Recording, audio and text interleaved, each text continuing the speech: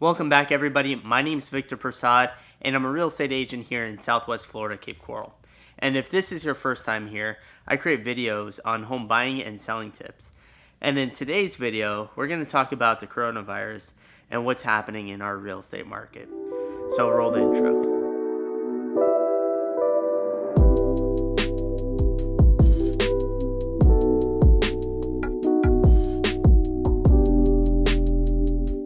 So let me know in the comment section below how this pandemic has affected you and your family. So how are properties being shown in today's market with everything that's happening? So we're using something called a Matter Report tour.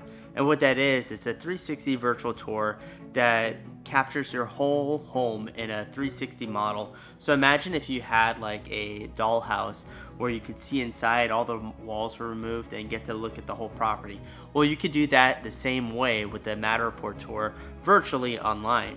And you could also see the floor plan from a top-down view of what that property looks like to know if it's a good fit for you and your family before going to see the home. So what safeguards have we used in order to protect the buyer and seller when viewing a property or wanting to go see a property?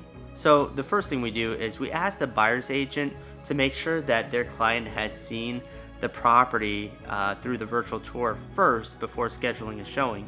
And if they're on the fence and they want additional information about the property, or they want to see a specific section of the property or something like that, I'll be more than happy, or my team will be more than happy to go over to the home and contact them on FaceTime, Skype, or some type of video chat application and walk them through the house or the neighborhood to see whatever it is that they want to see. The second thing we're doing to add to that is video of the neighborhood, so people have a good idea of what the neighborhood looks like. Of course, our aerial photography shows the whole neighborhood and where the house is surrounded by, so they get a good top-down visual of what their neighbors look like, where the house is situated, and everything else like that.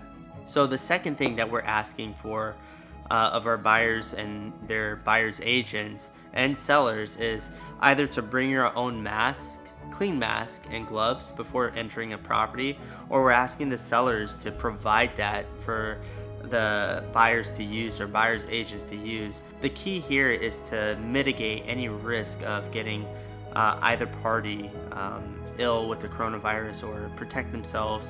And we're asking everybody to use gloves, sanitize your hand, wash your hands, make sure you're wearing a face mask when entering in a property. And that just helps protects you and the buyer, or the seller and the buyer, or the buyer and the seller, the agents, and everybody that's involved, because we want to limit the exposure and be mindful of that. So how are banks handling the interest rates? So as of today, this is March 23rd, the interest rates from the feds have reduced it down to 1.25%. Banks have also reduced their rates, where earlier this year it was 4.75%. I've seen it as low as 2.5%. So there's an influx of applications that are coming in, and people are getting either approved for new applications or new loan applications, or even refinancing. So what I would do is reach out to your lender first, whoever your note is with, check with them to see what refinancing options look like for you. Right now, I know banks have slightly increased their rate, so they're able to slow down the application process because they've been inundated with loan application and refinances. How are title companies reacting to this right now? And it's the same way that the bankers are reacting. They're just going with the flow and trying to get the transactions closed. Right now there's a shortage of closers because they've been inundated with so many different closings that's been happening, whether it's refinancing or new home applications. So the most common question I get right now as well is, how long is the closing process taking? And I'll be honest with you, it's so early in the process that we're just not sure, because there's so many people that we have to coordinate with.